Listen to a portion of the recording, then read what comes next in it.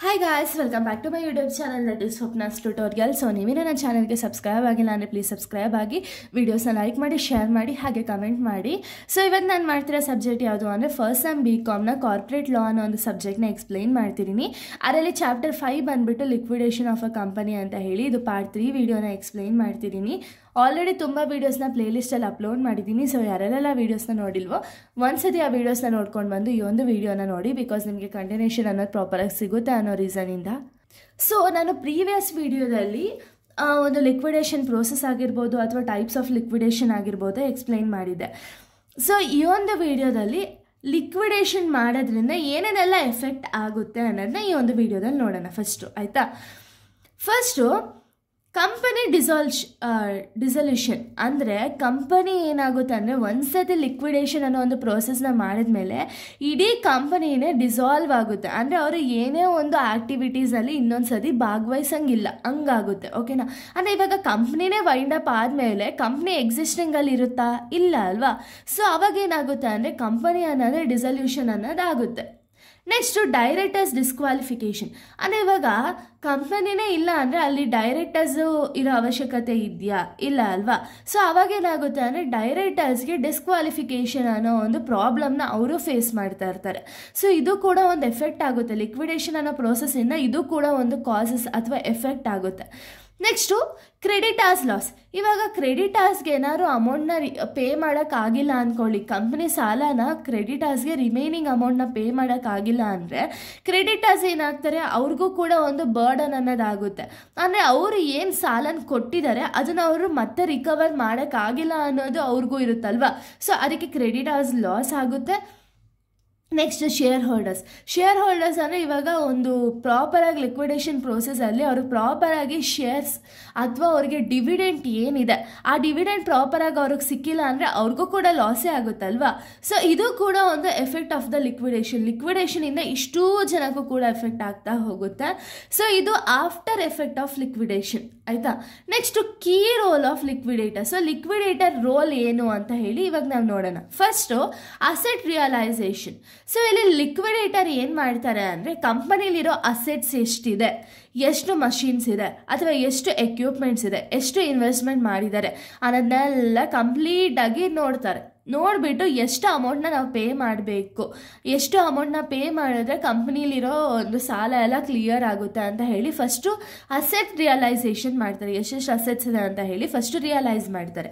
Next ಡೆಪ್ಟ್ settlement ಅಂದರೆ ಇಲ್ಲಿ ಒಂದು ಸತಿ ಏನು ಅಸೆಟ್ಸ್ ಇದೆ ಅಂತ ಹೇಳಿ ರಿಯಲೈಸ್ ಮಾಡಿ ಆ ಅಸೆಟ್ಸ್ನ ಏನಾದ್ರು ಮಾರಿದ ಮೇಲೆ ಅಲ್ಲಿ ಅಸೆಟ್ಸಿಂದ ಏನು ಕ್ಯಾಶ್ ಬರುತ್ತೋ ಆ ಕ್ಯಾಶನ್ನ ಎಷ್ಟು ಜನಕ್ಕೆ ಸಾಲನ ಕೊಡಬೇಕಾಗಿತ್ತೋ ಅಷ್ಟು ಜನಕ್ಕೆ ಸಾಲನ ಕ್ಲಿಯರ್ ಮಾಡ್ತಾರೆ.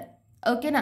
ನೆಕ್ಸ್ಟ್ ಕ್ಲಿಯರ್ ಮಾಡಿದ್ರ ಮೇಲೆ ಡಿಸ್ಟ್ರಿಬ್ಯೂಷನ್ ಟು ಕ್ರೆಡಿಟರ್ಸ್. ಸೊ ಕ್ರೆಡಿಟರ್ಸ್ಗೆ ನಾವು ಅಮೌಂಟ್ನ ಕೊಡಬೇಕಲ್ವಾ. ಸೊ ಫಸ್ಟ್ ಪ್ರಿಫರೆನ್ಸ್ ಏನು ಅಂದರೆ ಕ್ರೆಡಿಟರ್ಸ್ಗೆ ಎಷ್ಟು ಅಮೌಂಟ್ ಕೊಡಬೇಕು ಅಷ್ಟು ಅಮೌಂಟ್ನ ಫಸ್ಟು ಕೊಟ್ಬಿಡ್ತಾರೆ. Next final distribution to share holders. ಈಗ ಕ್ರೆಡಿಟರ್ಸ್ಗೆಲ್ಲ ಕೊಟ್ಟು ಕಂಪ್ನಿಲಿರೋ ಸಾಲ ಏನು ಸಾಲ ಇಲ್ಲ ಅಂತ ಒಂದು ಸರ್ತಿ ಡಿಸೈಡ್ ಆದಮೇಲೆ ಇನ್ನೇನು share holders, preference share holders, equity share holders ಇರ್ತಾರಲ್ಲ, ಈ ಈಕ್ವಿಟಿ ಮತ್ತು ಪ್ರಿಫರೆನ್ಸ್ ಶೇರ್ ಹೋಲ್ಡರ್ಸ್ಗೆ ಅವ್ರ ಪೋರ್ಷನಲ್ಲಿ ಏನಿದೆ ಆ ಅಮೌಂಟ್ನ ಕೊಟ್ಬಿಡ್ತಾರೆ. ಆಮೇಲೆ ರಿಪೋರ್ಟಿಂಗ್ ಆ್ಯಂಡ್ ಡಾಕ್ಯುಮೆಂಟೇಷನ್. ಇವಾಗ ಲಿಕ್ವಿಡೇಟರ್ ಆದವರು ಇಷ್ಟೆಲ್ಲ ಪ್ರೋಸೆಸ್ ಮಾಡಿರ್ಬೇಕಾದ್ರೆ ಆ ಪ್ರೋಸೆಸ್ಸಲ್ಲಿ ಅಕಸ್ಮಾತ್ ಲಿಕ್ವಿಡೇಟರ್ ಏನಾದರೂ ಅಮೌಂಟ್ನ ಮಿಸ್ಯೂಸ್ ಮಾಡ್ಕೊಂಡಿದ್ರೆ ಅಲ್ವಾ, ಮಿಸ್ಯೂಸ್ ಮಾಡ್ಕೊಳ್ಳೋ ಚಾನ್ಸಸ್ ಕೂಡ ಇರುತ್ತೆ. ಸೊ ಅದಕ್ಕೆ ಏನು ಮಾಡಬೇಕು ಅಂದರೆ ಅವ್ರು ಏನೇನೆಲ್ಲ ಟ್ರಾನ್ಸಾಕ್ಷನ್ ಮಾಡಿರ್ತಾರೆ, ಯಾರ್ಯಾರಿಗೆಲ್ಲ ಪೇ ಮಾಡಿರ್ತಾರೆ, ಯಾರ್ಯಾರ ಹತ್ರ ಅಮೌಂಟ್ನ ಈಸ್ಕೊಂಡಿರ್ತಾರೆ, ಪ್ರತಿಯೊಂದನ್ನು ಕೂಡ ಒಂದು ರಿಪೋರ್ಟ್ ಆ್ಯಂಡ್ ಡಾಕ್ಯುಮೆಂಟೇಷನ್ ಅನ್ನೋದನ್ನ ಪ್ರಿಪೇರ್ ಮಾಡಬೇಕಾಗುತ್ತೆ. ಯಾಕೆ ಅಂದರೆ ಇದೊಂದು ಲೀಗಲ್ ಎವಿಡೆನ್ಸ್ ಆಗಿರುತ್ತೆ ಅದಕ್ಕೆ. Next ensuring legal compliance. So ಏನೇನೆಲ್ಲ ಲೀಗಲ್ ಕಾಂಪ್ಲಯನ್ಸ್ ರೂಲ್ಸು ರೆಗ್ಯುಲೇಷನ್ಸ್ ಏನಿದೆ ಆ ಬೇಸಿಸ್ ಮೇಲೆ ನಡ್ಕೊಳ್ತಾರೆ. ನೆಕ್ಸ್ಟ್ ಕಂಡಕ್ಟಿಂಗ್ ಇನ್ವೆಸ್ಟಿಗೇಷನ್ ಅಂದರೆ ಒಂದು ಲಿಕ್ವಿಡೇಷನ್ ಪ್ರೋಸೆಸ್ಸಲ್ಲಿ ಏನು ಇಶ್ಯೂಸ್ ಇದೆಯಾ ಇಲ್ವಾ ಅಂತ ಹೇಳಿ ಒಂದು ಇನ್ವೆಸ್ಟಿಗೇಷನ್ ಮಾಡ್ತಾರೆ. ಇನ್ವೆಸ್ಟಿಗೇಷನ್ ಮಾಡಿದ್ಮೇಲೆ ಲಾಸ್ಟ್ ಪ್ರೋಸೆಸ್ ಬಂದುಬಿಟ್ಟು ಕಂಪನಿ ಡಿಸಲ್ಯೂಷನ್. ಸೊ ಕಂಪನಿ ಏನಾಗುತ್ತೆ ಅಂದರೆ ಈ ಪ್ರೋಸೆಸ್ ಆದಮೇಲೆ ಕಂಪನಿ ಅನ್ನೋದು ಟೋಟಲಿ ವೈಂಡಿಂಗ್ ಅಪ್ ಆಗುತ್ತೆ, ಅಂದರೆ ಕಂಪನಿ ಅನ್ನೋದು ಡಿಸಾಲ್ವ್ ಆಗುತ್ತೆ. ಓಕೆನಾ? ಸೊ ಇಷ್ಟು ಕೂಡ ಒಂದು ಕೀ ರೋಲ್ ಆಫ್ ಲಿಕ್ವಿಡೇಟರ್ ಆಗಿರುತ್ತೆ. ಇನ್ನು ನೆಕ್ಸ್ಟ್ ಕಾನ್ಸೆಪ್ಟ್ ನಾವು ನೋಡೋದಾದರೆ ಓಕೆ ಸೊ ನೆಕ್ಸ್ಟ್ ಕಾನ್ಸೆಪ್ಟ್ ನೀವು ನೋಡೋದಾದರೆ ಕೀ ಡ್ಯೂಟೀಸ್ ಆಫ್ ಲಿಕ್ವಿಡೇಟರ್. ಏನೇನೆಲ್ಲ ಒಂದು ಡ್ಯೂಟೀಸ್ ಮಾಡಬೇಕು ಲಿಕ್ವಿಡೇಟರ್ ಆದವರು ಅಂದರೆ, first one act in good fit. ಅಂದರೆ ಏನು ಅಂದರೆ, ಇವಾಗ ಲಿಕ್ವಿಡೇಟರ್ ಅನ್ನೋನ್ನ ಈ ಒಂದು ಕಂಪನಿಯಾರು ಅಟೆಂಡ್ ಮಾಡಿರಲಿ ಅಥವಾ ಲಾ ಕೋರ್ಟಾರು ಅಟೆಂಡ್ ಮಾಡಿರಲಿ, ಓಕೆನಾ. ಸೊ ಈ ಒಂದು ಲಿಕ್ವಿಡೇಟರ್ ಏನಾಗಿರಬೇಕು ಅಂದರೆ ಗುಡ್ ಫೇತಿಂದ ಇರಬೇಕು. ಅಂದರೆ ಯಾರಿಗೂ ಮೋಸ ಆಗದೆ ಇರೋ ರೀತಿ ಪ್ರಾಪರಾಗಿ ಕ್ರೆಡಿಟರ್ಸ್ಗಾಗಿರ್ಬೋದು, ಶೇರ್ ಹೋಲ್ಡರ್ಸ್ಗಾಗಿರ್ಬೋದು ಪ್ರಾಪರಾಗಿ ಏನೇನೆಲ್ಲ ಅವ್ರಿಗೆ ಅಮೌಂಟ್ನ ಕೊಡಬೇಕು ಅದನ್ನೆಲ್ಲ ಪ್ರಾಪರಾಗಿ ಕೊಡಬೇಕು. ಆ್ಯಂಡ್ ಇವರ ಓನಿಗೆ ಅಮೌಂಟನ್ನು ಯೂಸ್ ಮಾಡ್ಕೋಬಾರ್ದು, ಓಕೆನಾ. Next duties of secure asset. So ಇಲ್ಲಿ ಸೆಕ್ಯೂರ್ ಅಸೆಟ್ಸ್ ಏನಿದೆ ಅದನ್ನು ಸೇಫ್ ಗಾರ್ಡ್ ಮಾಡೋ ಒಂದು ಡ್ಯೂಟಿ ಇರುತ್ತೆ liquidator ಆದವ್ರಿಗೆ.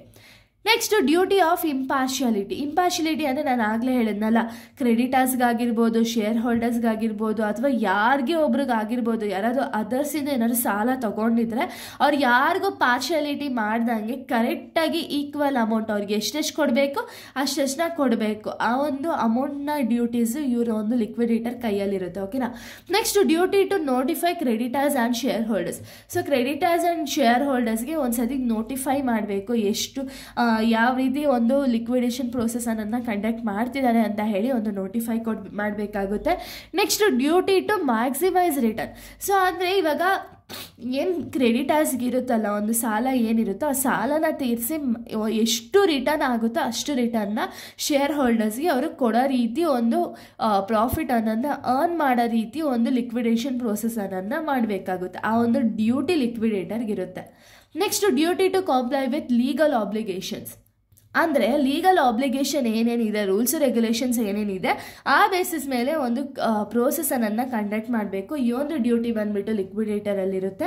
Next duty to close the liquidation. ಅಂದರೆ ಒಂದು ಸತಿ ಕಂಪ್ಲೀಟಾಗಿ ಎಲ್ಲ ಡೀಟೇಲ್ಸು ಪ್ರಾಪರಾಗಿದ್ದು ಎಲ್ಲ ಅಮೌಂಟು ಸೆಟಲ್ ಮಾಡಿ ಕಂಪನಿ ಡಿಸಾಲ್ವ್ ಆಯಿತು ಅಂತ ಗೊತ್ತಾದಮೇಲೆ ಒಂದು ಲಿಕ್ವಿಡೇಷನ್ ಪ್ರೋಸೆಸ್ ಏನಿದೆ ಅದನ್ನು ಕ್ಲೋಸ್ ಮಾಡೋವಂಥ ಒಂದು ಡ್ಯೂಟಿ ಇದೆ. ಅಂದರೆ ಅವರೇ ಅಲ್ವಾ ಈ ಒಂದು ಲಿಕ್ವಿಡೇಷನ್ ಅನ್ನೋ ಪ್ರೋಸೆಸ್ನ ಕಂಡಕ್ಟ್ ಮಾಡೋದು, ಅವರೇ ಆ ಲಿಕ್ವಿಡೇಷನನ್ನು ಕ್ಲೋಸ್ ಮಾಡಬೇಕಾಗುತ್ತೆ, ಓಕೆನಾ. ಇಷ್ಟು ಕೂಡ ಒಂದು ಡ್ಯೂಟೀಸ್ ಆಫ್ ಅನ್ ಲಿಕ್ವಿಡೇಟರ್ ಆಗಿದೆ. ಇನ್ನು ನೆಕ್ಸ್ಟ್ ವಿಡಿಯೋದಲ್ಲಿ ನಾನು ಬೇರೆ ಒಂದು ಟಾಪಿಕ್ನ ಎಕ್ಸ್ಪ್ಲೈನ್ ಮಾಡ್ತೀನಿ. So thank you guys, thanks for watching.